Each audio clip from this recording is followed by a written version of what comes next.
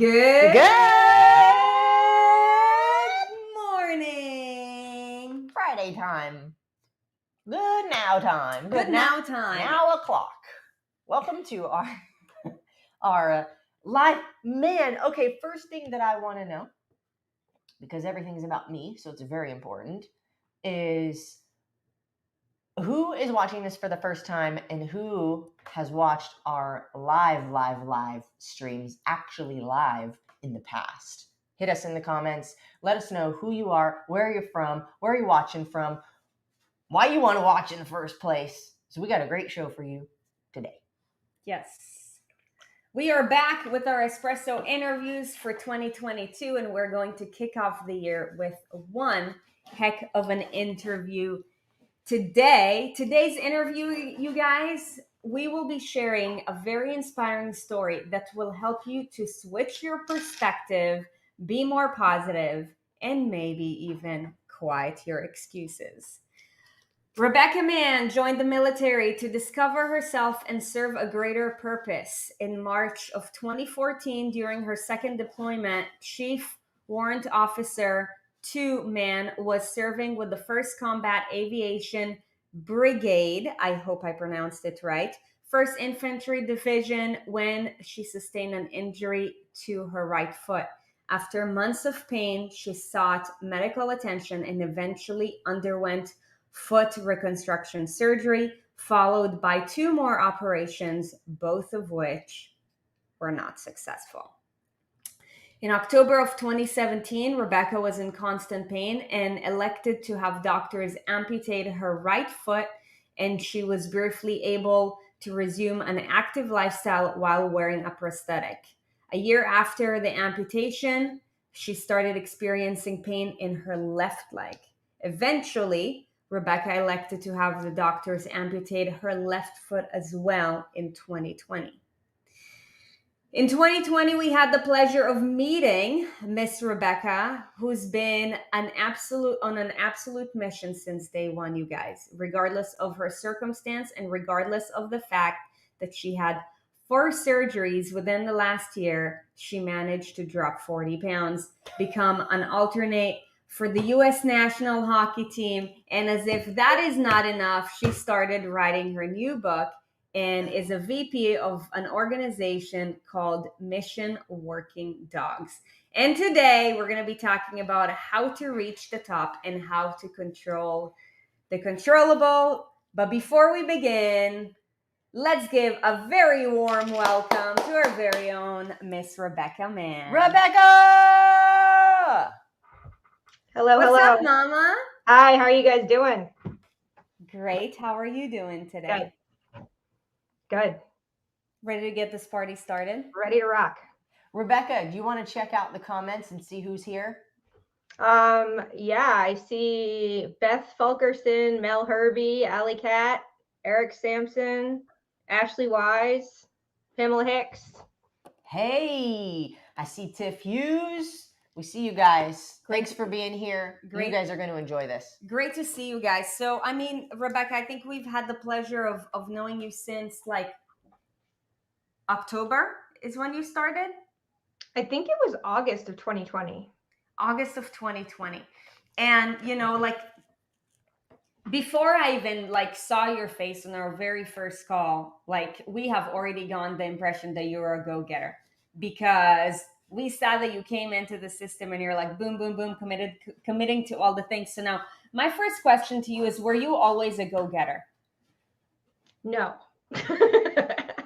Tell us what you were like before. Actually not. Yeah, I honestly, I grew up and I was full of excuses most of my young childhood. And then honestly, the army made me grow up. So within my first year of being in the army, something flipped in my head from, you know, being sort of hiding in the background, that person who never raised her hand, never volunteering for anything, to raising my hand for everything, being totally committed to anything I had to do in the army. I just did it and I loved it and I ate it up. And I think it sort of created a discipline that's carried on throughout my experiences. What inspired that switch though? I think partially you've quickly realized that you either like get on board or you're going to have a very difficult time. So partially there was that, but and then I think it's just like everything else in life that it just became a habit. And so the repetition and like constantly doing it, then it became a habit. And so when I transitioned from out of the military, everything is still a habit, and I still want to achieve more, and I still want to, I'm a little bit of a perfectionist and super type A. So so yeah, like having that like drive, just it doesn't go away. You can't turn it off once it's on. What made you want to join the military in the first place? So yeah, I was a in college, and I was changing my major with the seasons. And I basically was in college playing sports and having a lot of fun, but not actually accomplishing any school. And after 2 years, I really just wanted something more. I wasn't finding that sense of purpose that I'd gone to college for. And so yeah, I signed up and I was in basic training 2 weeks later. Wow. What Yeah. I heard, I want to take just a half a step sideways, not backwards, but what I heard was and this is useful for anybody watching, is how do I how do I become a go-getter? Like, how do I create that discipline? And what happened for you was there was a major consequence that you didn't want. If I do not listen and I do not do what I need to do to achieve what I'm here to achieve, there is a negative consequence I am not willing to accept, which means I must do the thing. Correct. So we'll get more into this when it comes to like the goals that you had set with us. And Yeah. but I think that that's a really powerful moment where like, how do I get something done? There's got to be some kind of consequence that you're not willing to accept. Yeah, and I think those limits, like for me in that instance, those limits and consequences were set by others, obviously. But I think that since I've gotten out of the military, I set those consequences for myself. So you don't need to have an external force to have the consequences and to get that drive. But maybe to get started Sometimes, yeah. until it Yeah. becomes more of a routine or a habit. Yeah. Yeah. I like yeah, it's good to have that like carrot on a stick holding over your head, like you've got to do this, or it always makes it easier that way. Yeah. Would you say then that the environment of the military has gotten you to become a go getter, not having been that person initially? Definitely. I think it really helped me kind of find. I think part of it is, I think it probably was always there, but was just hiding. And so it sort of helped me find that inner part of myself. Mm-hmm. Yeah, love that. By the way, I'm not sure if you've seen that comment. I'm going to pop it up. Thank you for your service. Definitely, Thank you. on behalf of all of us.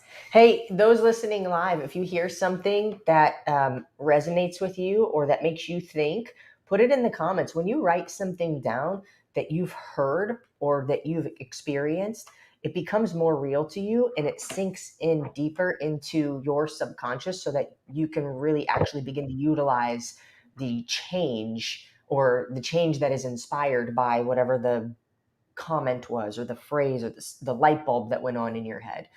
And it's great to share with other people who may be watching. They didn't hear that. They didn't click. Yeah. Okay. So you were in college. When did you graduate? Well, I didn't. So Okay. So when did you start the military? after my second year in the Army. Okay. So what year was that? Oh, so no, sorry. I was in college for 2 years. So I joined in 2005. Okay. So you joined in 2005 and you served until 2017? 2016. So 11 years. Okay. 11 years in the military. Got it. So definitely want to learn more about, your surgeries and honestly like your new human experience. Just out of curiosity. I mean, to be born with legs and then one day not have them. I mean, man, like talk about change. You Yeah, guys.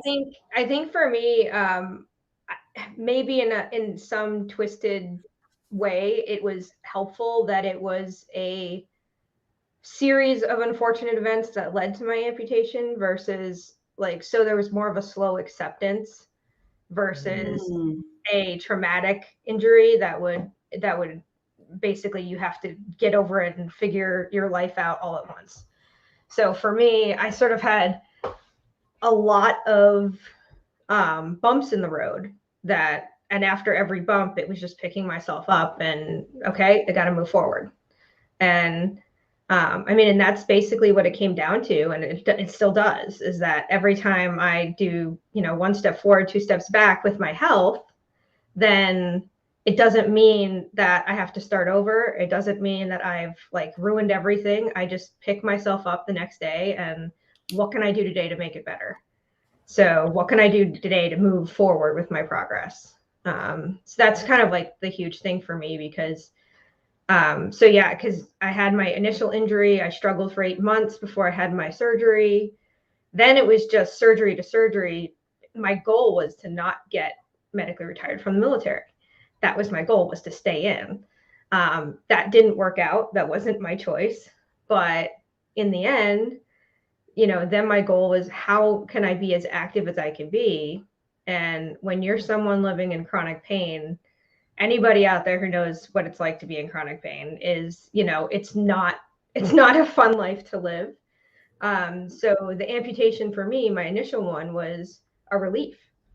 So to me, that was opening a door to being able to do sports again, live life again, not be constantly on medications for pain. So, I was just one of those, 0.0001% people that I had a circulation issue that went to the perfectly good left leg after the first one. And I ended up losing the left one too. And yeah, and even in the last year, as Sarit said, I've had 4 different procedures and admissions, and every time it's just I just try to say, okay, I can't make this like make me park on the couch forever. What could I do? Even though I can't run or like I haven't up until 2 days ago, I hadn't walked in 2 months, but I can still do a lot of other things that aren't walking.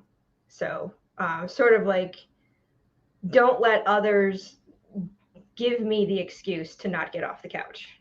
Um, so, because a lot of times you notice when you have somebody who has a chronic health problem, I hear this all the time. Well, you do so much.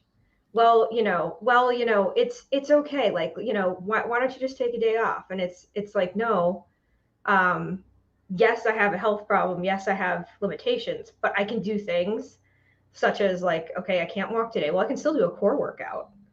So, there's always a way, and not allowing those excuses to get in your head is huge. Man, were you always this positive? I have to say that during this experience through since 2014 when I had my initial injury, I really have been. I really just feel like it's almost like if I stop and allow the negativity in, that it's just going to be a downward spiral. So the only way is positive and forward. So, I have a saying that if I have a bad day, it's okay to have a bad day. It's okay when bad things happen to feel bad about them. It's okay to have a pity party, but you can't stay there. And so I have my day or I have my moment and then move on.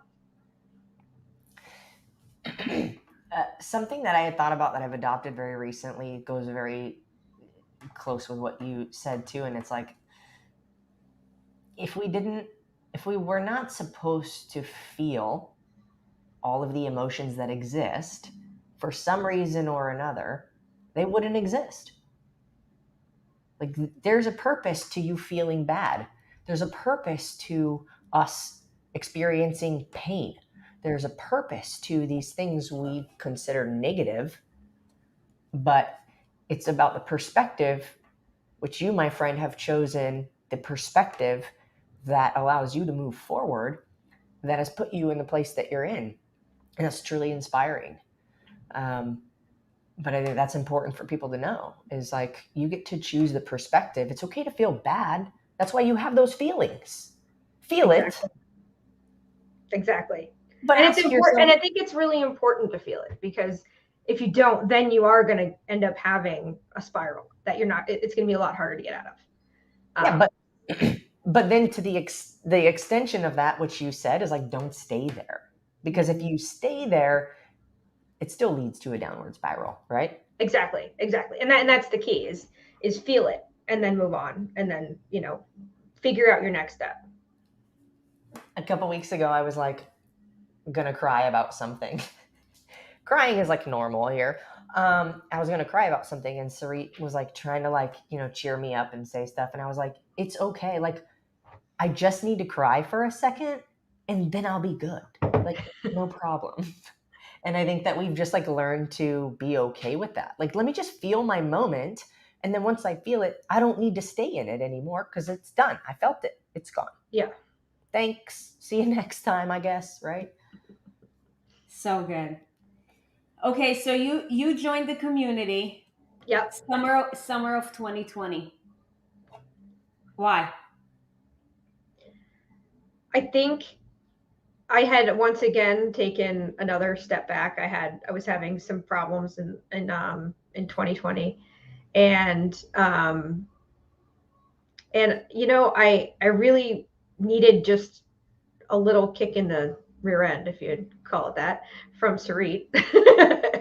um, but a lot, and I really just needed to find myself again. I think, since I was in the Army for 11 years and I got out, and it just went full, like straight into working full time and juggling the civilian health system and all my medical stuff. And it was just, I was on go for life, but I wasn't actually living.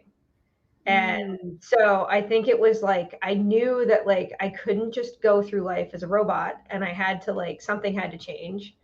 And I was struggling with weight loss, and a lot of it had to do with what I thought was that I wasn't getting enough exercise, but I learned a whole lot that that wasn't exactly the case. So, because one of the periods of time that I've been in the program, I wasn't allowed to exercise for 3 months, and I still lost 20 pounds in that 3 months following Sarit's guidance with nutrition, and it was only nutrition because that's all I could do.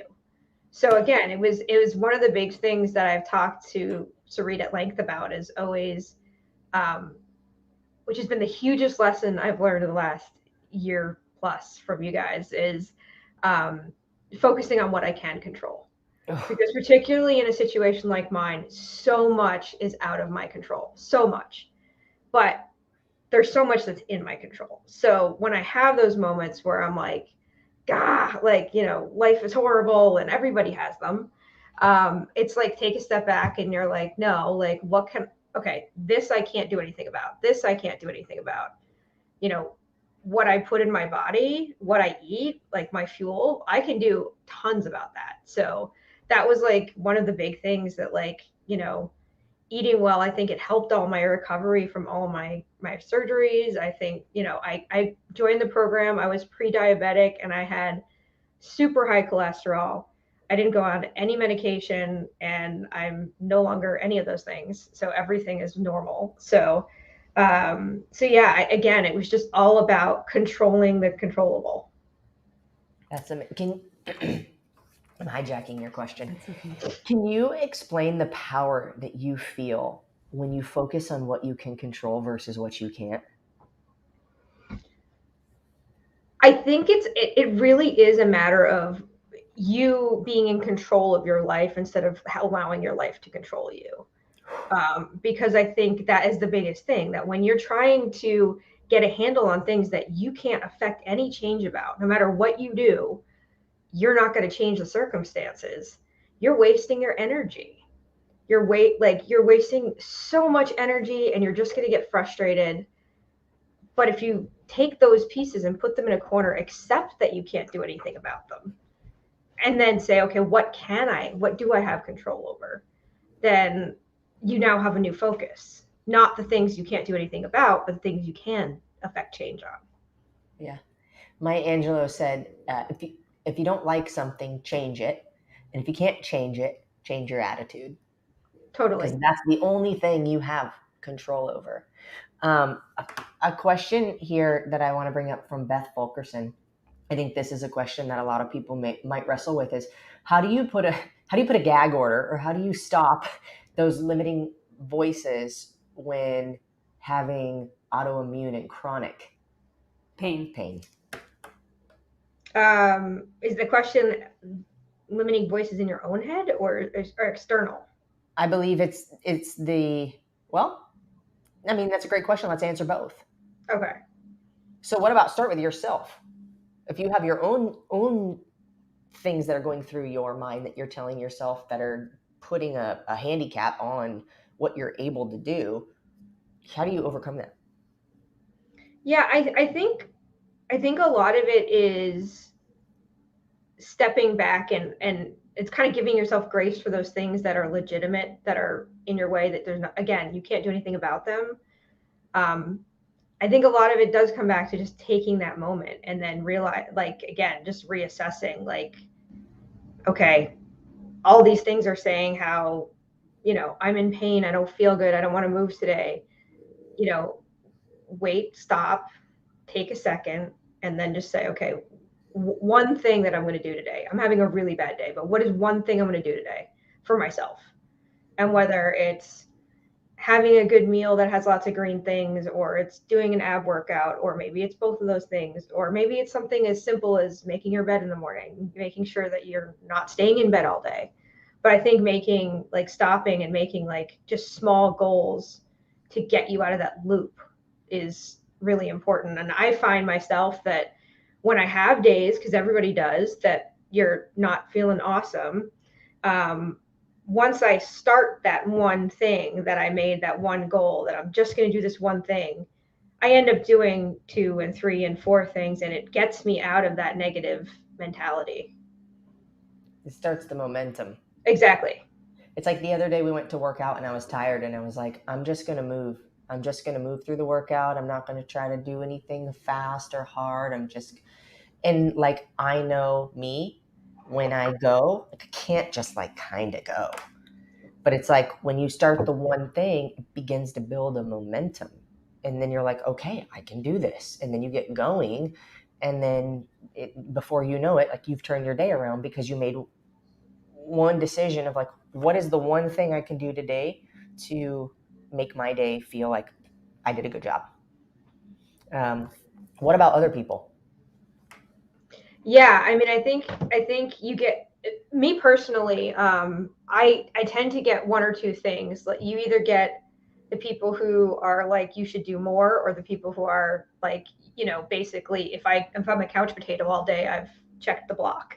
So so you sort of have to manage. I think there's definitely different kinds of external forces that come in about chronic health issues. And I think it really comes back to, like, again, stopping and saying, you know, it's not about them, it's about you. And it's not about other people's expectations. You don't owe it to anybody to meet someone else's expectations. You have to make your own goals and achieve them for yourself, for nobody else. And I think that's, again, it's like, I have people who say that I shouldn't do things, and I have people that say, I don't do enough. And I take both of them and I put them in a little box, and I make, don't listen to it. Exactly. Throw it out with the trash. Let me ask you this: has life gotten any easier? That's a tough one. Um, I have to say yes, How even so? though, like, medically, no. Medically, I continue to have a lot of bumps in the road. And I mean, just the fact that I couldn't walk for 2 months, that makes me completely in a wheelchair for 2 months with no feet. And now, 2 days ago, I went to walking. So, like, every time I have to make a huge adjustment like that, it throws off my routine a little, because I have to create a new routine. But I think, um, the skills I've learned through this program have allowed me to like write out that routine and make those adjustments so much quicker than I used to. So that like my whole life isn't thrown up into pieces when I have a hiccup. I love it. So, what program were you in with us, and what skills did you learn in it? I was in the inner circle, and I mean the skills are. I don't even think I could stop. It'd be so long. But Let's say the top three that like pop into your head. I think the top three are staying organized. We're here. Yeah, I was like, what's happening? Um, Or- staying organized, and obviously eating right, and then no matter what, having some kind of movement every day. I think those are the big three, and that's really kept me moving forward. How has staying organized helped you to, like stay focused despite of like all the storms that have been going in your life? You guys, like we're talking about somebody who's been through 4 surgeries in 1 year. Okay? We're Yeah, not talking about like, oh, like I'm injured. Not just 4 surgeries though, like you no longer have literally parts of your body that are very useful. yeah, I recommend ankles. They're I important. recommend keeping your feet. It's probably Yeah. a good idea. If I had to make one recommendation, that would be where I'd start. But yeah, I think one of the things I noticed, which was huge, is that your physical environment has such an effect on your mental environment. And mentally is where everything starts. And so if you are surrounded by clutter and everything's disorganized, most likely your day's disorganized. You don't have like a plan for the day. You're not, everything I feel like kind of goes around that organization. So I find that I can tell when I'm falling out of that, and then I'm like, oh no, we got to go back. And but I know that the days that, which are most of them, that everything's neat and tidy, my day just goes better. So I think the physical environment has such an effect on your daily life. So Yeah. good. And then Which physical environment is something you have or don't have control over? You do. yeah. So that's one of, again, it's like those are some of the few things that I could grasp onto. Hold on. So I want to back up for a second. In most cases, you do. Like if you're in the United States, you have more of a choice than most people believe that they do. So just something to like mull over. Totally. And then, what with regards to nutrition, let's talk about, so I just want to like talk about nutrition for a little bit. The first thing that I want to know with nutrition is because I remember, like our first couple conversations, knowing what you know now, what were some thoughts that you had been taught beforehand that have actually held you back? Oh my God, the thoughts. I was so wrong. So carbs are bad. We all know carbs are bad, right? That was a thought.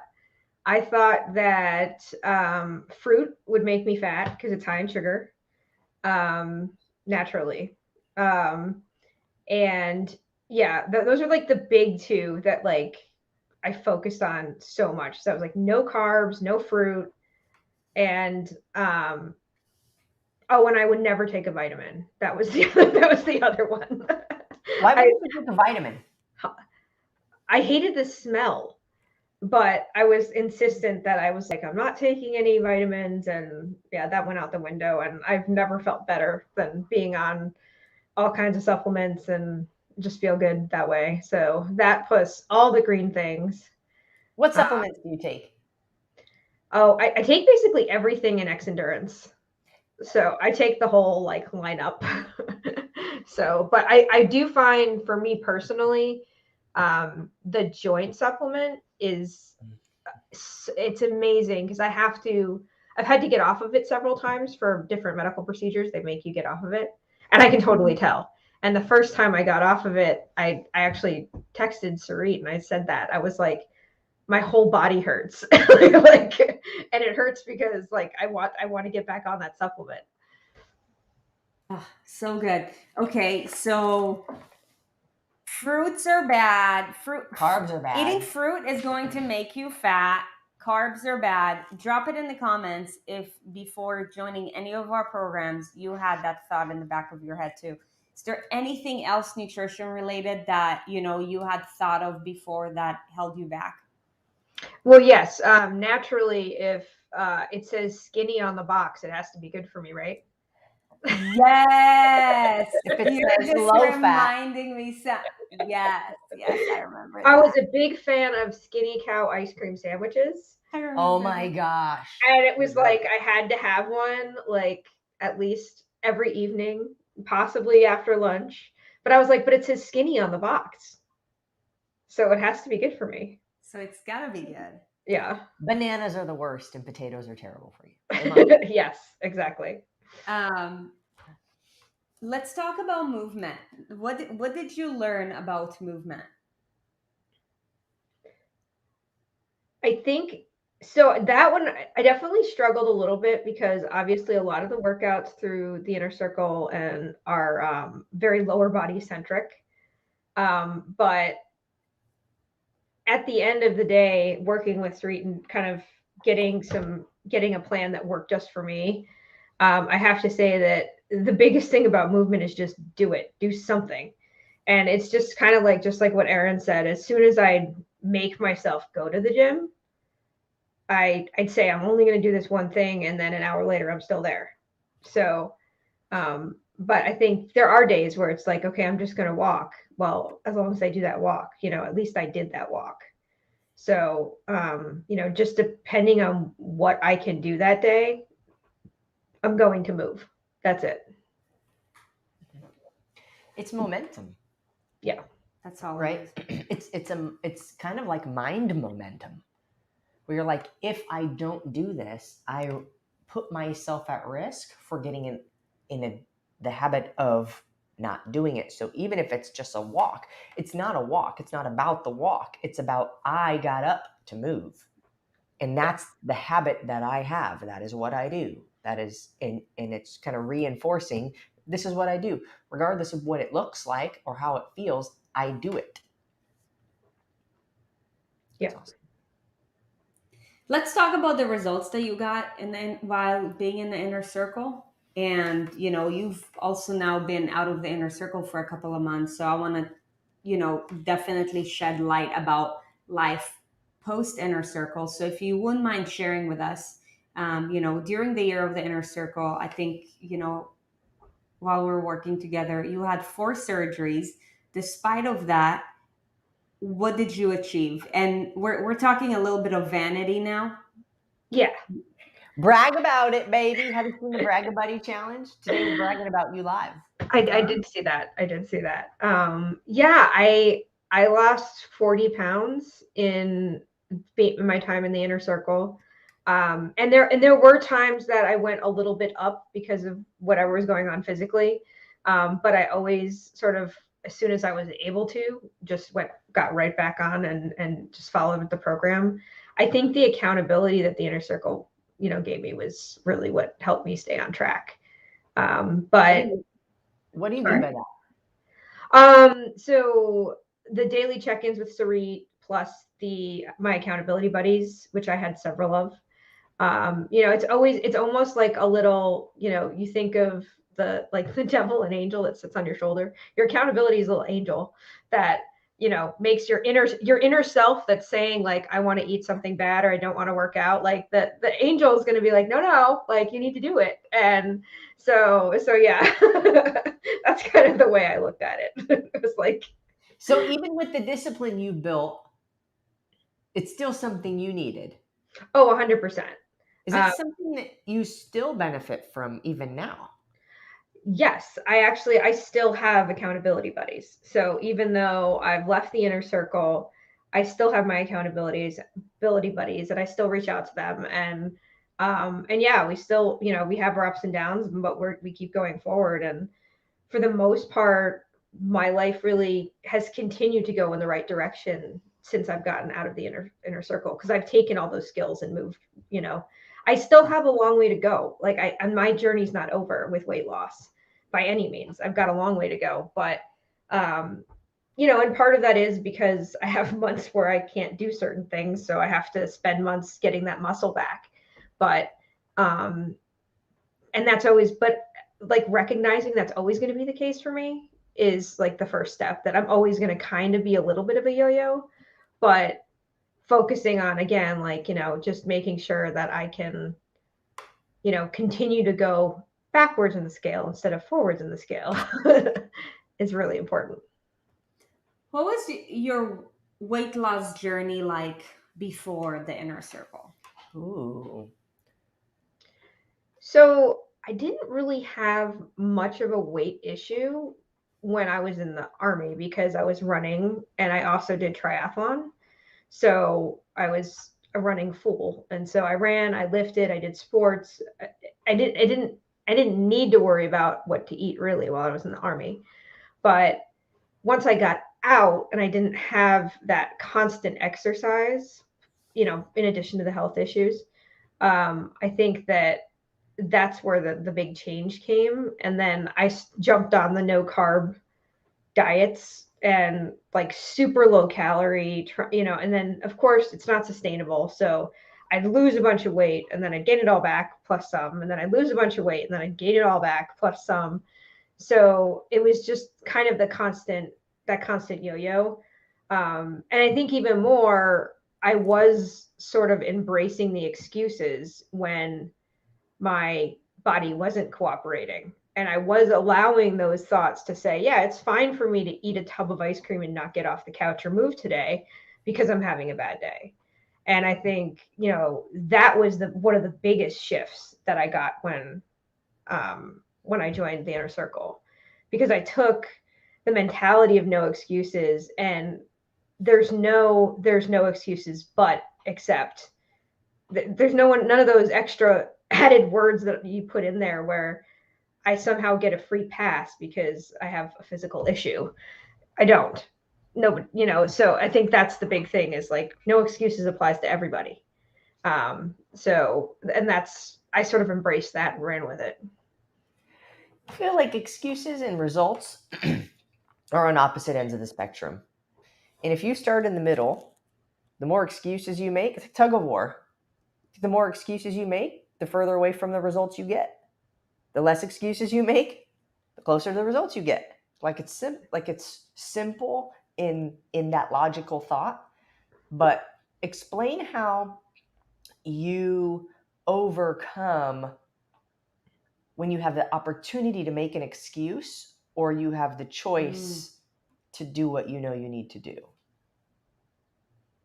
I think that, I mean, it is a mental battle. So I think, I mean, at the end of the day, it takes, you're not alone though. I guess it's a mental battle, but that's why you have your accountability buddies. That's why having those external people in your life that are positive influences are really important, because that time where I'm battling that, I have somebody say, well, maybe you don't need to do an entire workout, but why don't you go for a walk? Or something like that, where you have that external person to help you kind of through that, which I think is really important. But what if you don't speak up and they don't know that you're on the verge of excuse land? How do you choose to speak up and say, I need help, or I don't feel like doing this? Because sometimes we just want to not do the thing. Like, I want to make the excuse. I know I'm making an excuse. So what do you do to, like, you have a resource. If you have a resource, let's say you have money sitting on the table. Let's say you got $100, but you don't do anything with it. That $100 is useless, right? You have an accountability buddy. How do you choose to utilize them when you know that you're having that battle? Because it's still a choice to reach out. It is a choice. And I think I think that's sort of what this journey is about, though, is learning to make those good choices when you really need it. Yeah. So be, I mean, taking that moment and saying that, like, I'm not alone in this. And, that's exactly what your accountability buddies are for, is to help you out of that moment where you're alone or you think you're alone and you're making a bad decision. If you open up and tell that accountability buddy that you are having a problem or a rough day, you're no longer alone. So you've moved yourself from isolation to having a conversation about a problem you're having. And so I think that's the first step in getting out of that cycle. As you're saying that, I thought maybe a solution too is something that's worked really well for a lot of people who are in the inner circle, or even like other programs that we have are. We're about to start another raw transformation coming up here. And, one of the things that people really do in that program or in the inner circle too is public accountability before the excuse comes. So if you say you're going to do something and other people know about it, you are much more likely to follow through with that thing, because now publicly it's known, hey, I'm either going to do this or I'm not going to do that. And now you know that other people's eyes are on you, and then you don't have a way out of the excuse when it comes because you've already set yourself up to succeed. Mm-hmm. Definitely. Yeah. Let's talk about how. So we talked about, how understanding nutrition better has helped you to, lose weight. Now let's, get away from the vanity and actually talk about the wellness aspect. So, pre-inner circle, you were pre-diabetic, high cholesterol. You also had 4 surgeries in the meantime. How by cleaning up your eating? First, let's talk about the difference between dieting and clean eating, knowing what you know, and also by cleaning up your diet, how did that help you along with your wellness journey? Yeah, I think one of the biggest things is I have had, because of my circulation issues, I've constantly had healing problems whenever I've had a surgery. And with all of the surgeries I've had in the last year, because of my nutrition, and I mean, I am adamant that that is why, because of my changes in my diet and just being more honed in on myself and positivity, I didn't have any healing issues from any of those surgeries. So I healed on time like a normal human, which never happens. So, um, so that, I mean, that one is huge. It's tangible evidence that, like, usually for me, if I have an incision, it takes another 8 weeks to heal. Well, it didn't. None of them did. They all healed on time. So, I heard two things, not one thing. uh-oh. I heard one is physical, one is mental. Yes. Your eating, but also your positive attitude, both contributing to your healing and your results. No, I do think that there, particularly with physical health, I think there is a really strong tie with attitude and healing. And I think having that positivity is huge in healing. It's just really important to focus on that. You can't be negative and move forward. It just, think about it that way. You can't be negative and move in a positive direction. So, yeah. Love that.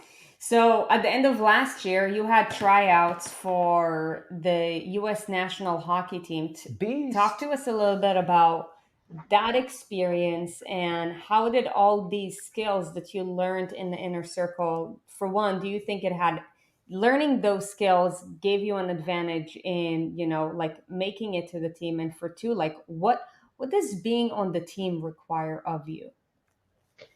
So yeah, I'm an alternate on the national women's sled hockey development team. And sled hockey is seated hockey, full check hockey, basically in a metal sled. Yes, it's full check. Um, so, um, so yeah, I've only been playing for 3 years. I didn't think I would even be considered for a spot, but and I went into the tryout, and I was very honest with Sarit that I wasn't being negative. I was being realistic.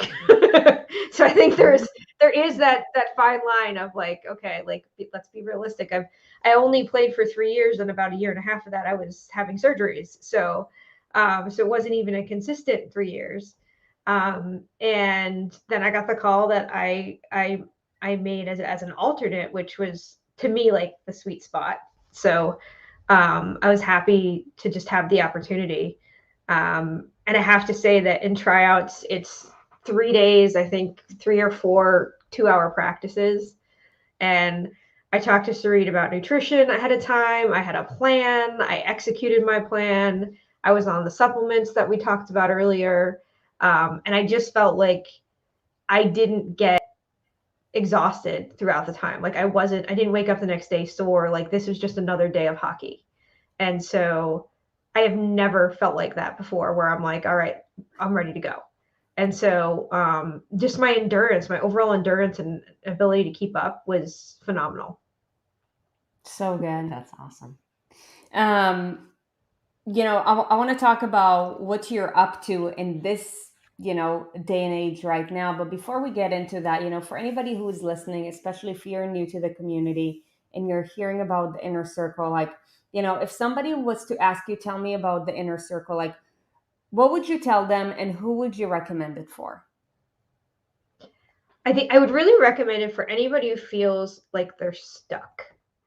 Like they've gone around the weight loss universe and are continue to get in a yo-yo kind of diet mentality, can't get your footing on anything that's making real results. If you feel like I felt like I've kind of sort of felt like I was just watching my life happen, all of those things are, great reasons to join the inner circle. And bigger and better than that, like when you're joining the inner circle, you're really getting embraced by an entire community of positive influences and people that support you during your bad days and boost you up when you need to be boosted, and then also give you a push when you need that too. So it's just a very supportive community that'll get you off of the hamster wheel. So I have an important question. This is inspiring for people who are in that position. Sarit's been in that position, that stuck feeling. Mm-hmm. I've been in that position. Every single person who's been through the inner circle has been in that position. You did not even talk to anybody, a real human being, before you decided. You literally clicked the button and joined. And it's a pretty big investment. And so how did you know that this was different than the other things that you had tried? Like, how did you not just think like, oh, this is just going to be like all the other programs that I've done, and I'm probably now going to waste even more money than before? I think, honestly, it was a leap of faith. Okay. I didn't know that much about the program. I wasn't even on the regular Erin Sarit Facebook page when I joined the inner circle. So it wasn't even a gradual thing. It was really like I found you guys, and then you know how Facebook tracks you, and then you just keep popping up and you won't go away. So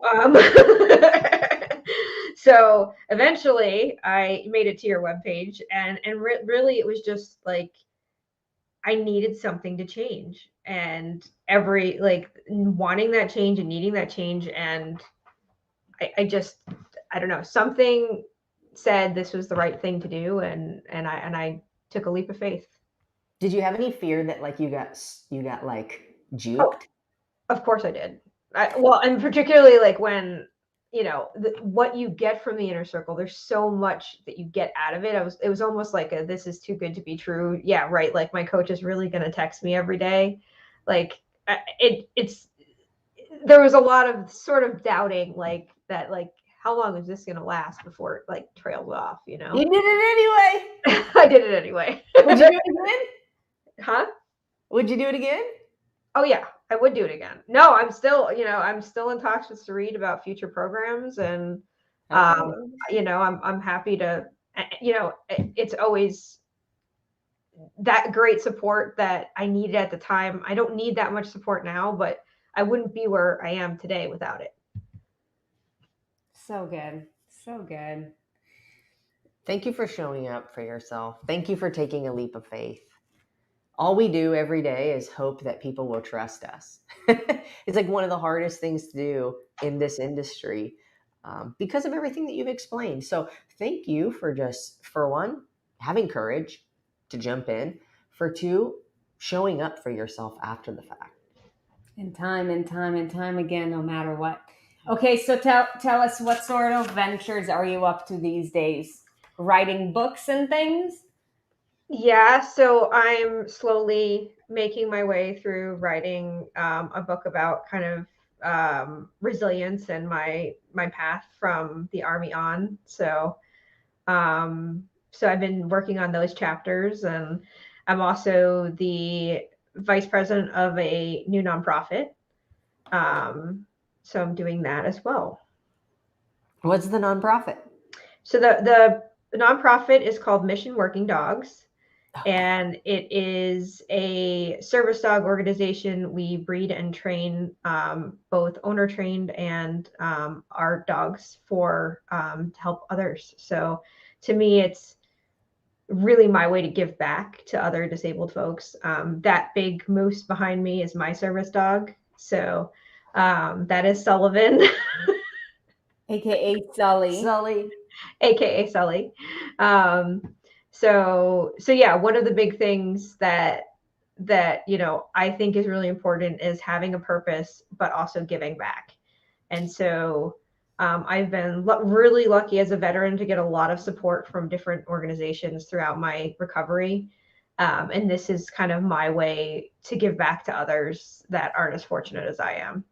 And to give them the joy of Sully has changed my life 100% since I've gotten him. He's on coffee break right now, by the way. So he does more than sleep on the couch, I promise. But yeah, I think it's really important for me to have that sense of service and sense of purpose and helping others. I think it's really important. What's a website if anybody wants to make a donation or just learn more about that organization? It's What can they- www.missionworkingdogs.org. And when do you plan on having your book written by? I'm hoping by the end of the year. All right. We will need to do another espresso for that. Definitely. What do you think? My last question for you is, from your own life experience, what is the importance that you put on giving back by overcoming an adversity? I mean, for me, I think it's all interwoven. So I feel like because I have some challenges, and because I've been lucky enough to be on the receiving end of positive things, I want to give those positive things to others because I know how important it is. So good. Awesome. Amazing. Rebecca, Man. thank you for being here. Thank you for inspiring. We have 30 people currently live. More people will watch this after the fact. So you're not just giving back in the nonprofit, but you're giving by being here. Because I know that this is going to be so inspiring for people, and it's going to cultivate hope for maybe those people who are feeling stuck. If that's you, go and watch more of our YouTube videos.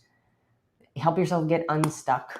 Everything that we teach, we do our best to make sure that it's sustainable. It's something that we say it in a way that you can understand, and it comes from our own personal life experience. And people like Rebecca, it's a pleasure to have you here and have you share your own journey that I know is going to inspire a lot of people. And for anybody who's feeling inspired, if you're new to our community, we have an amazing opportunity that's coming up your way. It's called the Transformation Kickstart Challenge. We are starting on Monday.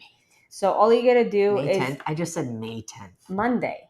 Why did I say May 10th? I don't know. January 10th, Monday. Just go to www.aaronandstreet.com/TKC. Rebecca, man, thank you so much for your time today. Thank you for your coachability and for what you do for yourself and for this planet. Keep on shining, keep on rising, and have an amazing year ahead. Thank you. You're so awesome. Great seeing you. Bye. Bye, everybody. Bye, guys. Happy Friday.